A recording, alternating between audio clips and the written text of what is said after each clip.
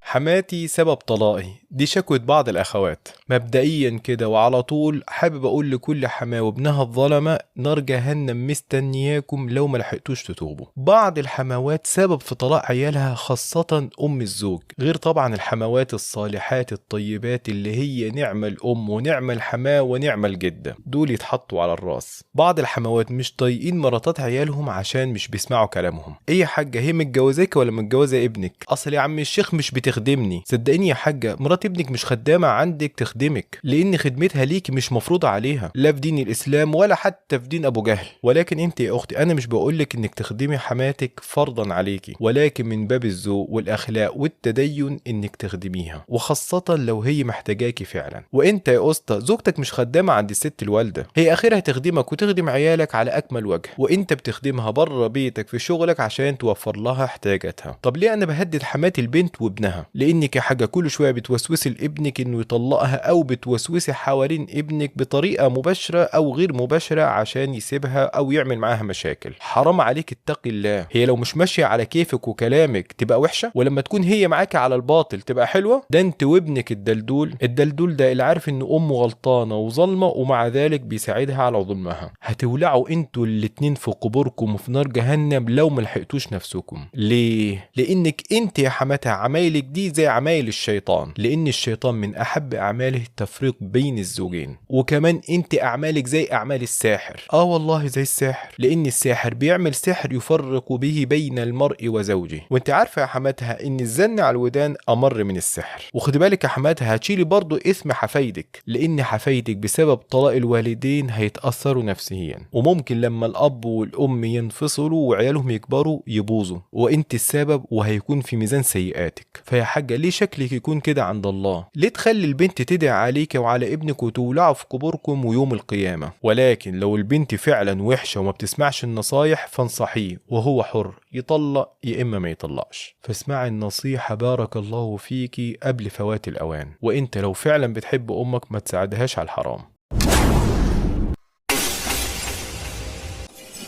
تاني حاجة لازم تاخد بالك منها، ان الراقي الشرعي المعالج بالقرآن والسنة ما يقدرش يعرف مين اللي عمل لك السحر، مين اللي عمل لك السحر، حتى لو ان الجن اللي هو بيخرجه من على الجسد اخبر بذلك. لان الاصل يا جماعة في الجن ان هو كذاب. النبي صلى الله عليه وسلم قال صدقك وهو كذوب، يعني الاصل فيه ان هو ايه؟ كذاب. فالراقي الشرعي ما بيصدقش الجن في اي حاجة بيقولها، حتى لو اخبره قال له فلان اللي عمل السحر، حتى وان كان صادق، لان الاصل عندنا ان هو ايه؟ كذاب والعياذ بالله. فالراقي الشرعي ما يقدرش يعرف لك مين اللي عمل لك السحر حتى لو الجن اخبره بذلك. لو عجبك الفيديو واستفدت منه ما تنساش دعم الفيديو بلايك وشير وسبسكرايب.